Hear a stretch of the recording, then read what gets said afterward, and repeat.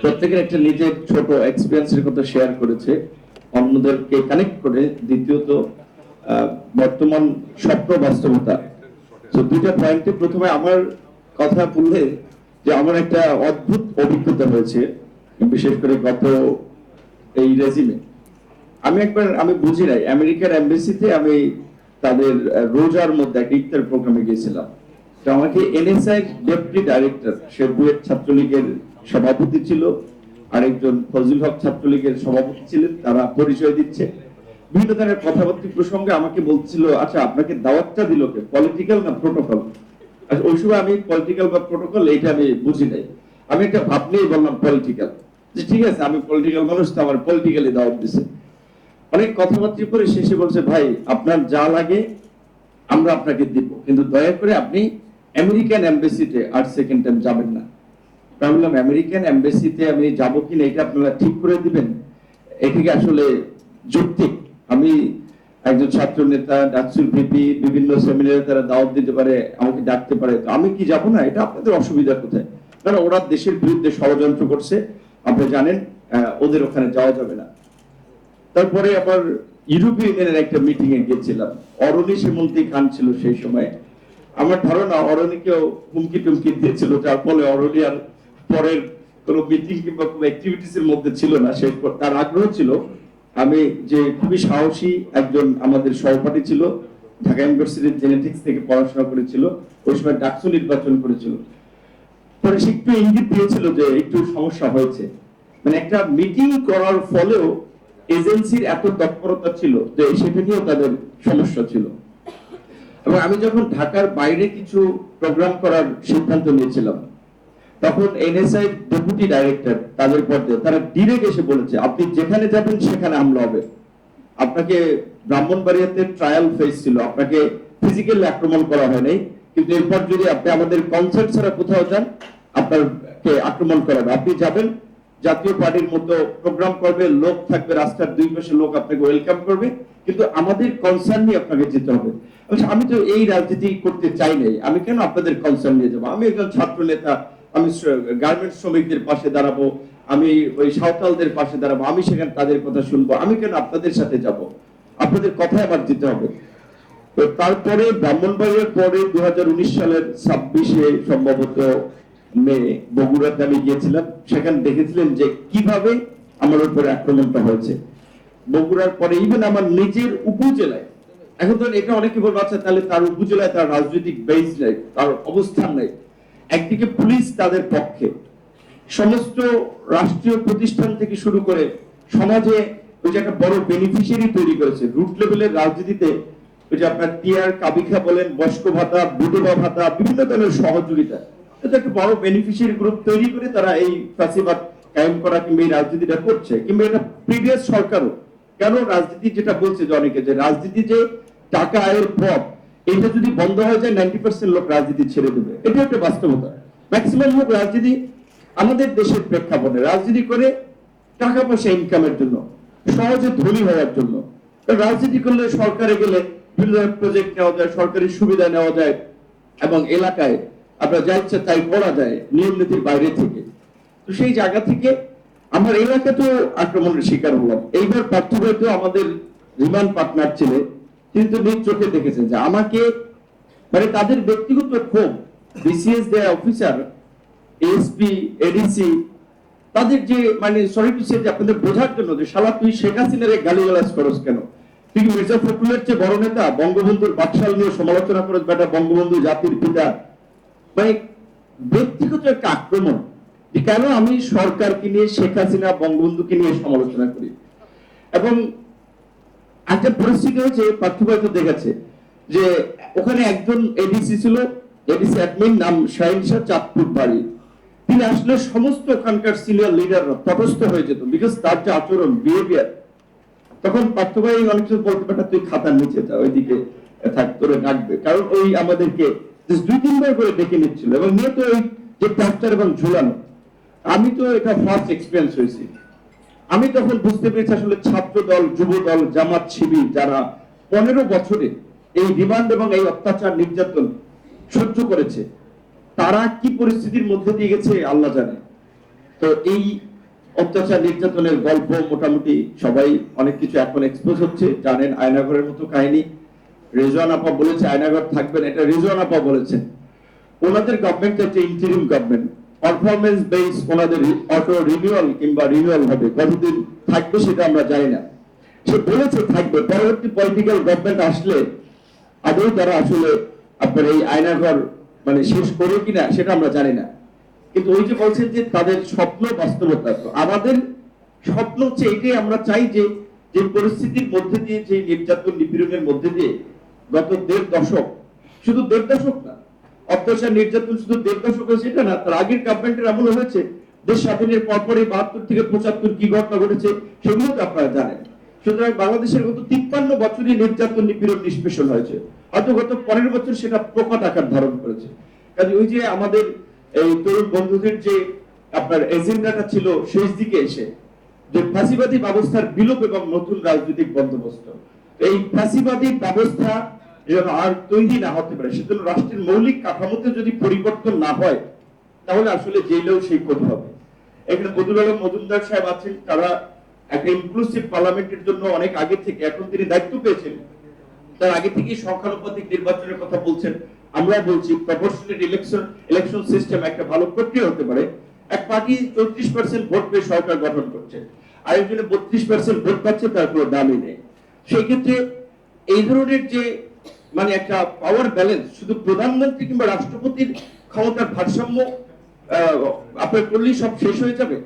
তারপর আমাদের দ্বিকক্ষ বিশিষ্ট একটা পার্লামেন্টের কথা বলছে, সেটি যদি হয়, ধরেন আমাদের প্রপোর্শনাল ইলেকশন যদি নিম্ন কক্ষের সদস্যরা ইলেক্টেড হয়, উচ্চ কক্ষে 64 জেলা থেকে সিনেটর পদ্ধতিতে 64 জন সিনেটর হতে পারে, 10 জন বিশিষ্ট ব্যক্তি হতে পারে, দ্বিকক্ষ বিশিষ্ট পার্লামেন্ট। জাস্ট আমি নিজের অভিমত ব্যক্ত করলাম, কিন্তু এই সংসদীয় ব্যবস্থা এবং রাষ্ট্র কাঠামোর যদি একটা মৌলিক পরিবর্তন না হয় তাহলে খুব বেশি পরিবর্তন হবে না। কারণ আপনাদের আমাদের যে যারা এখানে বয়োজ্যেষ্ঠ সিনিয়র নাগরিক, তাদের তো অভিজ্ঞতা আছে।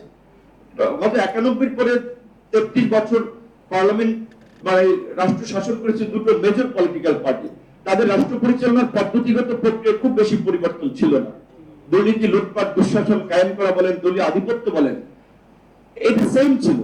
সেই জায়গা থেকে আমরা যদি এই যে সময়টা পেয়েছি, যেটা মামুন আব্দুল্লাহ ভাই বললেন, বাংলাদেশের এই 53 বছরে আমরা এই একটা সময় পেয়েছি এবং এটা রিয়েলিটি।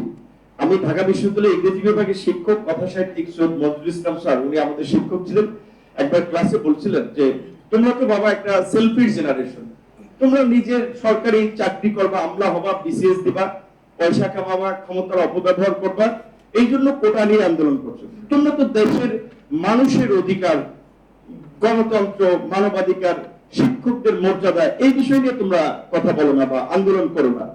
শিক্ষকরা শহীদ মিনারে বেতন বা তাদের বৈষম্যের কথা বলতে এসে তাদের উপরে গরম পানি মারে, তোমরা ছাত্র তো সেটা নিয়ে প্রতিক্রিয়া দেখাও। কথা তো বাস্তব।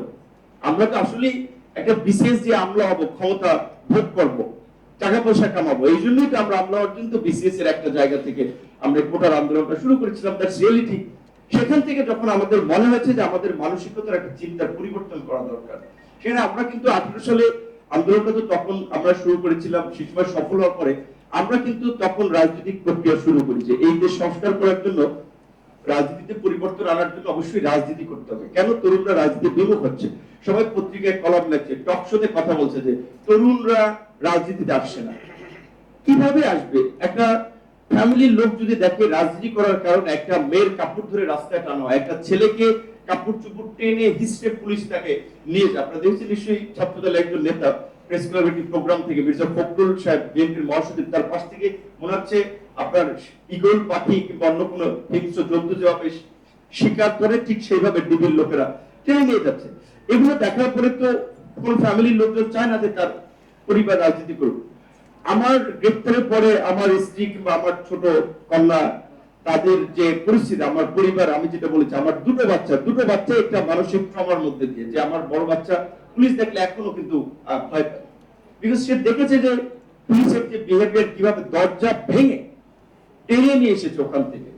এই যে আমাদের দেশে অনেকগুলো তো আইন আছে, সুন্দর সুন্দর আইন আছে, 24 ঘন্টার মধ্যে কোর্টে প্রডিউস করতে হবে, গেলে একটা ওয়ারেন্ট দেখাতে হবে। এই আইনের কি প্রয়োগ ছিল? গত আমরা 15 বছরের কথা বলছি, পাশাপাশি তার আগেও যদি দেখি আমরা এটার কি ফুল প্রয়োগ ছিল না। সুতরাং আমরা আজকের এই স্বপ্ন বাস্তবতার জায়গা থেকে এটা বলবো, আমরা একটা সুযোগ পেয়েছি এইবার যেন আমরা এই রাষ্ট্রকে একটা সভ্য, মানবিক, একটা গণতান্ত্রিক রাষ্ট্র হিসেবে গড়ে তোলার জন্য আমাদের যেই রিফর্মস গুলো প্রয়োজন, তার জন্য এই সরকারকে যতদিন প্রয়োজন ততদিন তারা থাকবে। অবশ্যই সরকারের দুর্বলতা নিয়ে আমরা সমালোচনা করছি, আমরা করবো, কারণ কেউ বলছেন এটা চট্টগ্রাম সমিতি হয়ে গেছে, কেউ বলছেন এনজিও সরকার হয়ে গেছে। সরি, এটা আমার ল্যাঙ্গুয়েজ না, বাট আমার বন্ধুদের, আমার রাজনৈতিক সব অনেকের মুখে এটা শুনে, কেন এটাকে একটা ইনক্লুসিভ গভর্নমেন্টের রূপ দেওয়া হলো না?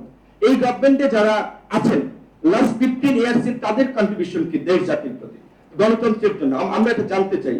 আপনারা কোশ্চেন করেন, আমি জানি না, আমাদের অবশ্যই যারা ছাত্র আন্দোলনের নেতৃত্ব দিয়েছেন তাদের সাথে সম্পৃক্ততা, তাদের মতামত আমাদের শোনার অ্যাক্সেস আছে। এই যে একটা গভর্নমেন্ট ফর্ম হলো, কার অপিনিয়নে কিভাবে ফর্ম হলো উই ডোন্ট নো। শুধুমাত্র আপনার কয়েকজন সমন্বয়কের কথায় একটা গভর্নমেন্ট হয়ে যাবে? আন্দোলনটা কি শুধু সমন্বয়কে করেছে? পলিটিক্যাল পার্টিগুলো পেছন থেকে কিভাবে টিকার করেছে, কিভাবে সাপোর্ট দিয়েছে, সাংবাদিক, শিক্ষক, অভিনয়, চলচ্চিত্র শিল্পী বলেন, আর্মির এক্স অফিসাররা বলেন, সামরিক বাহিনীর, শেষের দিকে তো সবাই নেমেছে। কাদের অপিনিয়ন নিয়ে গভর্নমেন্ট হয়েছে? এখন পর্যন্ত গভর্নমেন্টের ফাংশনিং এত দুর্বল, ওইদিকে পাহাড় অশান্ত হচ্ছে, এইদিকে আবার মাইনরিটি, এইদিকে আপনার রাস্তা নামছে, আবার গার্মেন্ট সেক্টর অস্থিরতা হচ্ছে, শেষ পর্যন্ত সেনাবাহিনীকে ম্যাজিস্ট্রেসি পাওয়ার দেওয়া হলো। রাজনৈতিক দলগুলো হচ্ছে মেইন স্টেক হোল্ডার। এই সরকারের ব্যাকআপের জন্য, স্থিতিশীলতার জন্য রাজনৈতিক দলগুলো হবে তার অন্যতম সহযোগী। রাজনৈতিক দলগুলোর সাথে কোনো ওপেন আলোচনা নাই। বাস্তবে এখানে আছেন, আমাদেরকে ডাকা হয়েছে শুধু 13 তারিখ, এই 15 আগস্ট জাতীয় শোক দিবস থাকবে কি থাকবে না, শেষ। আর এখন পর্যন্ত ফর্মাল কোনো ডিসকাশন নেই, 1.5 মাস হয়ে যাচ্ছে। এবং আমরা টুবি অনেস্ট এখানে দেখছি অনেকে যারা বিগত সময়ের বেনিফিশিয়ারি ছিলেন তারা গভর্নমেন্টের গুরুত্বপূর্ণ পার্ট হতে যাচ্ছেন। এটা কিন্তু একটা অশনি সংকেত। সুতরাং এই বিষয়ে গভর্নমেন্টকে তো ভাবতে হবে। গভর্নমেন্টের সাথে যাদের অ্যাক্সেস আছে, আমি ইন্ডিভিজুয়ালি আমরা বলছি এই গভর্নমেন্টকে একটা জাতীয় সরকারের রূপ দেন। মেজর পলিটিক্যাল পার্টিগুলো থেকে 2-1 করে প্রতিনিধি নিয়ে 21 সদস্যের গভর্নমেন্ট পাচ্ছে না। পার্বত্য চট্টগ্রামে এটা সিম্পল ঘটনা না, ওইখানে পাহাড়ি বাঙালি সংঘর্ষ হচ্ছে, কিন্তু বাঙালিদের তো শুরুর দিকের ঘটনা ইনভলভমেন্ট ছিল না। একজন বাইক চুরি করেছে, চাকমারাই পিটিয়ে মেরেছে, তাহলে এটা তো তাদের একটা পার্ট। সেখানে কেন পাহাড়ি বাঙালি এটা পরিস্থিতি তৈরি হলো? এখানে হিন্দু বৌদ্ধ খ্রিস্টান ঐক্য পরিষদ, সরি টু সে, এটা বলছে আপনারা যদি পরিষ্কারভাবে এই কথাগুলো না বলেন, এই হিন্দু বৌদ্ধ খ্রিস্টান ঐক্য পরিষদ নামের এই দোকান কাদের? এই গভর্নমেন্টের বেনিফিশিয়ারিদের। রানা দাশগুপ্ত এই গভর্নমেন্টের সবচেয়ে একজন বড় বেনিফিশিয়ারি। তিনি পলাতক থেকে বিবৃতি দিচ্ছেন কতগুলো ঘটনা, যে এই গত 4 আগস্ট থেকে 20 আগস্ট পর্যন্ত নাকি 2010টি সংখ্যালঘু হামলা হয়েছে। আমি জিল্লুর ভাইকে অনুরোধ রাখবো, সম্ভব হয় যদি সিজেস এর পক্ষ থেকে সংখ্যালঘুদের উপরে হামলার একটা তদন্ত করেন, এবং আপনারা যেহেতু একটা বড় আপনার প্রতিষ্ঠান, আপনাদের কানেক্টিভিটি আছে, আপনারা একটা জাতির সামনে এই প্রতিবেদন উপস্থাপন করেন। কিছু আগে ইন্ডিয়ান মিডিয়াগুলোতে আমরা দেখেছি এখানকার মাইনরিটিকে কিভাবে ট্রাম্পকার হিসেবে ব্যবহার করে যে আপনার ওখানে প্রচার করা হচ্ছে যে ঘটনাগুলো ঘটেছে ম্যাক্সিমাম 2-1টি রাজনৈতিক ঘটনা, এতগুলো এভাবে ঘটনা ঘটে নেই। তারপর আমরা চাই কোনো ঘটনা ঘটবে না। কিন্তু এই যে একটা বেনিফিশিয়ারি গোষ্ঠী গত 15 বছরে, তারা কিন্তু রাষ্ট্রকে স্থিতিশীল অস্থিতিশীল করার জন্য নানান ভাবে চেষ্টা করছে। পাহাড়ের অবশ্যই যে কোনো আপনার বাঙালি বলেন, নন বাঙালি বলেন, তাদের প্রতি আমাদের পূর্ণ সমর্থন, সহযোগিতা, সহানুভূতি আছে।